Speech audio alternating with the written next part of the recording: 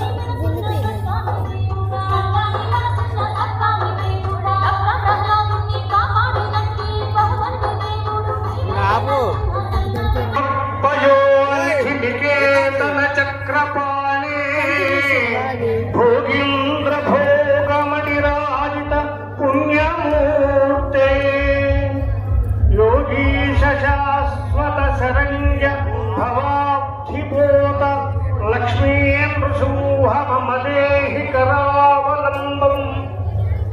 భక్తమహాశీలారా, స్వామివారి యొక్క కళ్యాణ మహోత్సవం అత్యంత వైభవపేతంగా రమ్యంగా ఘనంగా నిర్వహించడానికి స్వామివారి యొక్క అనుగ్రహానికి మనందరం కూడా పాత్రలం కావడానికి ఈ కార్యక్రమానికి మీరందరూ చేశారు. మీరందరూ కూడా శ్రీ మట్టపల్లి లక్ష్మణ స్వామివారి యొక్క అనుగ్రహానికి పాత్రులై స్వామివారి యొక్క కృపా కటాక్ష వీక్షణలతో నిండు నూరేళ్లు ఆయురారోగ్యత వర్ధిల్లాలని మనస్ఫూర్తిగా కోరుకుంటూ స్వామివారి యొక్క కళ్యాణ మహోత్సవంలోకి మనం ప్రవేశిద్దాం. మరికొద్ది సమయంలో స్వామివారి యొక్క అమ్మవారు సర్వాలంకుటైనటువంటి లక్ష్మీ నరసింహ స్వామి వారు, సర్వాలంకుటైనటువంటి జగజ్జనైనటువంటి రాజ్యలక్ష్మి అమ్మవారు, చంద్రలక్ష్మి అమ్మవారు మరి కళ్యాణ వేదిక మీదకు సర్వాలంకుటమైనటువంటి కళ్యాణ వేదిక మీదకు విచ్చేసి కళ్యాణ మహోత్సవ కార్యక్రమాన్ని ఘనంగా నిర్వహించడానికి సిద్ధంగా ఉన్నారు. ఈ మట్టపల్లి అత్యంత ప్రాచీనమైనటువంటి చరిత్ర కలిగినటువంటి క్షేత్రము.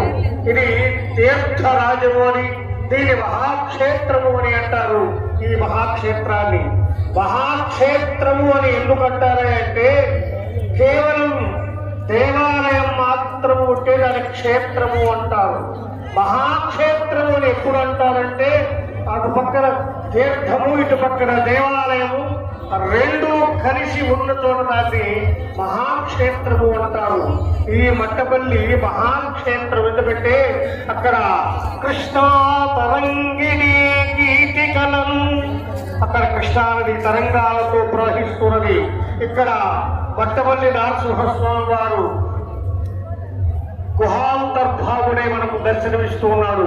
అటువంటి ఈ వట్టపల్లి మహాక్షేత్రం సుమారు 1100 సంవత్సరాల చరిత్ర ఎరిగినటువంటి అత్యద్భుతమైనటువంటి క్షేత్రం వట్టపల్లి నరసింహ క్షేత్రం. అది చరిత్ర స్వామివారి యొక్క ఆవిర్భావ చరిత్ర గురించి, మట్టపల్లి క్షేత్రాల గురించి కాసేపు మనం ముచ్చరించుకున్నాం.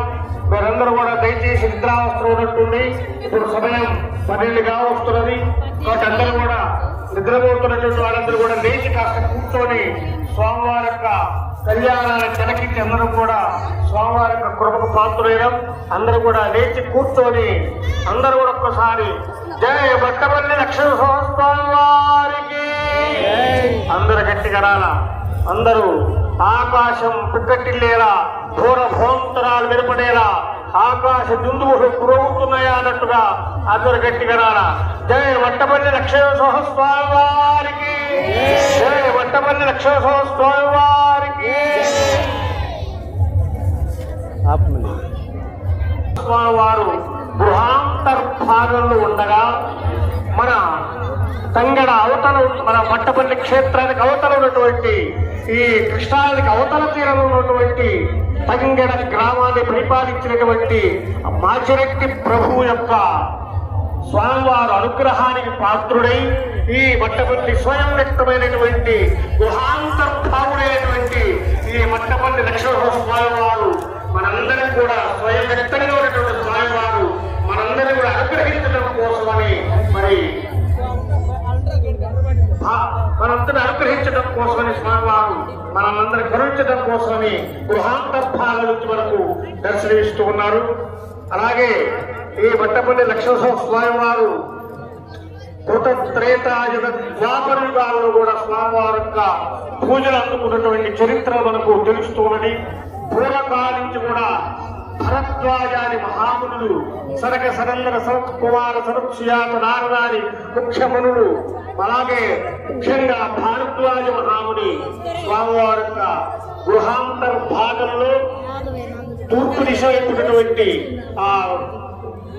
ఆ గుహాంతర లోపల భాగం నుంచి వచ్చి రాత్రి వేళలో స్వామివారిని పూజించుకునేవాడని మనకు శాస్త్రాలు చెబుతూ ఉన్నాయి. మనకి ఈ క్షేత్ర మహత్యం చెబుతూ ఉన్నది. దాని నిదర్శనంగా ఇక్కడ రాత్రి పూట నిద్రించేటువంటి వారు అర్ధరాత్రి పూట ఆ స్మరణ విన్నటువంటి ఆ సంస్మరణ చేసేటువంటి భరద్వాజుల యొక్క ఆ మంత్రం విన్నటువంటి వారు కూడా చాలా మంది ఉన్నారు. కాబట్టి స్వామివారు అలా మనకు అనాది కాలం నుంచి కూడా స్వామివారు మనకు అనుగ్రహిస్తూ ఉన్నారు. ఈ భరద్వాజాది మహామునుల చేత స్వామివారు పూజ అందుకున్నటువంటి సమయం పూర్తయిన తర్వాత మళ్ళీ మనకు స్వామివారు ఈ హనుమల ఆంజనేయుడి యొక్క ప్రభు రూపంలో ఆయన కళలో సాక్షాత్కరించడం. అయ్యా నేను ఇన్నాడు కూడా భరద్వాజాది మహామునుల చేత పూజలు అందుకున్నాను, ఇప్పుడు నేను సమస్త భక్త జనాలని అనుగ్రహించడం కోసం నన్ను బయటికి తాల్సినటువంటి సమయం ఆసన్నమైందని చెప్పడం చెప్పినటువంటి మాటలకు వారు విని మరి మట్టపల్లి గ్రామానికి రావడం, ఇక్కడ ఉన్నటువంటి గృహాన్ని దర్శించడం, ఆ గృహలో స్వామివారిని దర్శించడం అనేది జరిగింది. ఇలా జరుగుతున్నటువంటి సమయంలో తరంతర కాలంలో మరి చెన్నూరు వంశస్థురాలైనటువంటి పరమ సాధ్వి పరమ భాగవతోత్తమురాలు అయినటువంటి చెన్నూరి గిరమ్మ గారు ఇక్కడ చాలా కాలం ఉండి స్వామివారిని దర్శించుకుంటూ స్వామివారిని అర్చించుకుంటూ స్వామివారి యొక్క అనుగ్రహానికి పాత్రలోనే ఆమె చాలా కాలం ఇక్కడ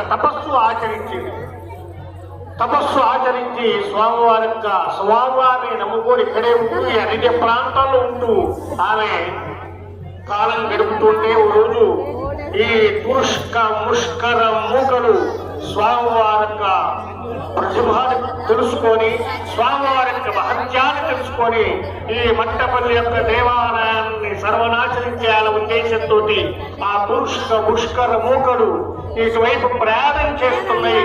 మట్టపల్లి మహాక్షేత్రానికి వస్తున్నాయి. ఆ దుష్క మూకలు వారి నుంచి ఎలా రక్షించుకోవాలో స్వామివారిని అని పాపం చెన్నూరి గిరమ్మగారు చాలా ఆరాటపడి ఆవేదనపడి బాధపడి అయ్యా స్వామి నువ్వే దిక్కు, నిన్ను నువ్వే రక్షించుకో, నేను అశక్తురాలని కేవలం నిన్ను నీ పూజించే అనుగ్రహానికి పాత్రమైనటువంటి దాన్నే కానీ ఈ పుష్కర మూకలను నేను సంహరించలేనయ్యా, నిన్ను నువ్వే రక్షించుకోవని స్వామివారిని ఆర్తిగా దీనంగా స్వామివారిని ప్రార్థిస్తే మట్టపల్లి నరసింహస్వామి వెంటనే కరుణించి కందరీగ రూపంలో ఆ వచ్చినటువంటి ఆ పుష్కర వారిపైన ఆ కందరీగలు దాడి చేసి వారు వెళ్ళిపోవడం జరిగింది. అలా స్వామివారు కరుణాంతరముడైనటువంటి మట్టపల్లి నరసింహస్వామి వారు వెంటనే ఆ చెన్నూరి గిరమ్మ గారి యొక్క ఆవేదనని బాధని అర్థం చేసుకొని ఆ తన దేవాలయాన్ని తానే కాపాడుకున్నటువంటి కథను కూడా మనం తెలుసుకున్నాం. అప్పుడు ఆ చెన్నూరి గిరమ్మ గారు 108 పద్యాలతో ఒక శతకాన్ని కూడా అలవోకగా అప్పటికప్పుడు చెప్పడం జరిగింది. పటుభుజారమ్మ శ్రీ లక్ష్మీ నరసింహ, పటుభుజారమ్మ శ్రీ మట్టపల్లి లక్ష్మీనరసింహ అని స్వామివారిని ఆర్తిగా ప్రార్థిస్తూ ఆమె ఒక శతకాన్ని కూడా రాసింది. ఎప్పటికీ మనకు కొన్ని పద్యాలు దొరుకుతూ ఉన్నాయి, కొన్ని కాలగర్భంలో కలిసిపోయినాయి. ఆమె ఆ బాధలో స్వామివారిని ఆ పద్యాలు ఒక ఛందోబద్ధంగా లేకపోయినా కానీ ఒక లయాత్మకంగా ఉండి భక్తులు చదువుకోవటానికి అనుకూలంగా ఉన్నటువంటి శతకాన్ని ఆమె రాయడం జరిగింది. ఆ రకంగా చెన్నూరి గిరమ్మ గారు స్వామివారి అనుగ్రహానికి పాత్రులు కావడం జరిగింది. ఆ తదుపరి ఈ స్వామివారి యొక్క దేవాలయ పునర్నిర్మాణానికి నడుం కట్టేటువంటి మహాభక్తుడు శ్రీ రామతీర్థ సేవాశ్రమం పిడుగురాళ్ళది ఆశ్రమం యొక్క స్వామివారు శ్రీ కేశవతీర్థ స్వామివారు పురురాళ్ళలో నృసింహస్వామి దేవాలయం నిర్మించి ఆశ్రమాన్ని నిర్మించుకొని అక్కడ తన జీవితాన్ని గడుపుతున్నటువంటి కేశవ తీర్థ స్వామి వారు ఈ మట్టపల్లి మహాక్షేత్రం యొక్క గొప్పతనాన్ని తెలుసుకొని ఆయన వేదాద్రి మహాక్షేత్రంలో కొంతకాలం ఆయన తపస్సు చేసుకున్నాడు. తర్వాత మన మట్టపల్లి మహాక్షేత్రం యొక్క గొప్పతనాన్ని తెలుసుకొని ఇక్కడికి వచ్చి దేవాలయ పునర్నిర్మాణానికి నడుం కట్టడం జరిగింది. అలా స్వామివారి యొక్క పునర్నిర్మాణానికి నడుం కట్టి ఇప్పుడు కనపడుతున్నటువంటివన్నీ కూడా ఆనాడు ఆ కమిటీ ఏర్పాటు చేసేటువంటి ఆధ్వర్యంలోని ఇవన్నీ నిర్వహణ జరిగింది. ఇప్పటికీ మనం పిడుగురాళ్ళ వెళితే అక్కడ శ్రీ రామతీర్థ సేవాశ్రమాన్ని చూడవచ్చు. రామతీర్థ సేవాశ్రమం ఇప్పటికి కూడా ఉన్నది. అక్కడ స్వామివారికి పూజలు అందుకుంటూ ఉన్నారు నరసింహస్వామి వారు. అక్కడ కూడా వచ్చే మాసంలోనే స్వామివారి కళ్యాణ మహోత్సవం కూడా ప్రతి సంవత్సరం నిర్వహిస్తూ ఉన్నారు. ఆ తదుపరి స్వామివారి యొక్క చరిత్ర గొప్పగా తెలుసుకున్నటువంటి తమిళనాడు వాస్తవ్యులైనటువంటి శ్రీ ముక్కూరు నరసింహాచార్య వారు గారు ఇక్కడికి రావటం, ఇక్కడ 4 సుతుండై ఉన్నటువంటి మట్టపను స్వామివారి కూడా అవమానించేటువంటి రోజులు వచ్చినాయి ఈ రోజుల్లో. కాబట్టి వందనము అంటే నమస్కరించుకోవటం. తల్లిదండ్రి మాతృదేవో భవ, పితృదేవో భవ, ఆచార్య దేవో భవ, అతిథి దేవో భవ అని మనకు తైత్తిరీయోపనిషత్తు చెప్పడం జరిగింది. అంటే మనకు కనిపించేటువంటి భగవంతుడు మనకు దేవాలయాల్లో కనిపిస్తాడు. కానీ మనకు కనిపించేటువంటి ప్రత్యక్ష దైవం ఎవరైనా అంటే కన్న తల్లి మనకు తొలి దైవం. తర్వాత మనల్ని కని పెంచి పోషించేటువంటి తండ్రి రెండవ దైవం. తర్వాత మూడవ దైవం ఎవరైనా అంటే మనకు ఎవరైతే జ్ఞాన భిక్షను పెడతాడో, ఎవరైతే జ్ఞానాన్ని అందిస్తాడో అలాంటి వాడు మనకు గురువు మూడో దైవం. తర్వాత మన ఇంటికి అతిథిగా వచ్చేటువంటి వాడు 4వ దైవం.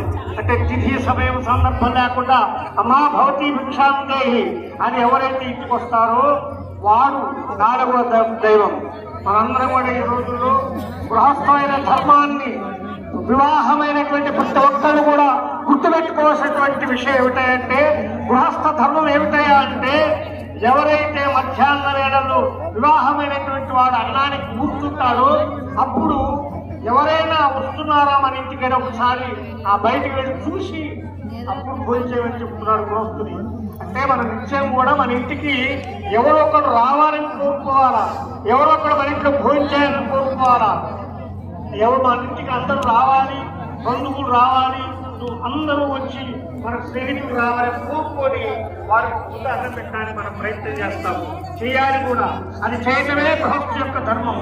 ఈ రోజు లేదు మా చేత కావటం లేదే అప్పట్లో పాత రోజులు అయితే మన పురోహితులు వారి మీ పెళ్లికి పెట్ట 3 రోజులు అక్కడ భక్తులు మీరందరూ అంటే మట్టవల్లి నరసింహస్వామి రక్షించిన మరలరాలు జన్మ, మట్టవల్లి నరసింహస్వామి రక్షించిన మహిత భాగ్యమప్పు మహాపాఠుడు మరలరాజు జన్మ మాయమగును. మనకు ఏవో కష్టాలు వస్తుంటాయి, ఏదో మాయ మనల్ని కమ్ముతూ ఉంటుంది, ఏదో అనుకోని నష్టం జరుగుతుంది, ఏదో అనుకోని కష్టం జరుగుతుంది, ఏదో మనం బాధపడుతూ ఉంటాం, మనసులో తెలియని ఆవేదన పడుతూ ఉంటాం. అప్పుడు మరి ఆ బాధను తొలగాలంటే ఏం చేయాలి, ఆ కష్టాలు తొలగాలంటే ఏం చేయాలి, ఆ మనసులో కమ్మినటువంటి ఆ బాధ, ఆవేదన, ఆ తపన ఇవన్నీ పోవాలంటే మనకు కష్టం వస్తేనే భగవంతుడు గుర్తొచ్చేది. ఎవరైనా సరే దేవాలయానికి ఎప్పుడు అంత సుఖంగా ఉంటే, అంత సంతోషంగా ఉంటే, అంత ఆనందంగా ఉంటే, అనుకున్నట్టు జరుగుతుంటే ఎవరు కూడా భగవంతుడు దగ్గరికి పోరు. ఎవరికైనా కష్టం వస్తుందో అప్పుడు భగవంతుడు గుర్తొస్తాడు. అందుకే గజేంద్ర మోక్షంలో కూడా లాభంతయు లేదు ధైర్యము విలోనందయ్యను ప్రాణంబులా ఠావులు తప్పెను మూర్ఛ వచ్చను తనుగుండస్యన్ శ్రమం వయ్యడి నీవే తప్ప ఇతః పరం వెలుగ మరిని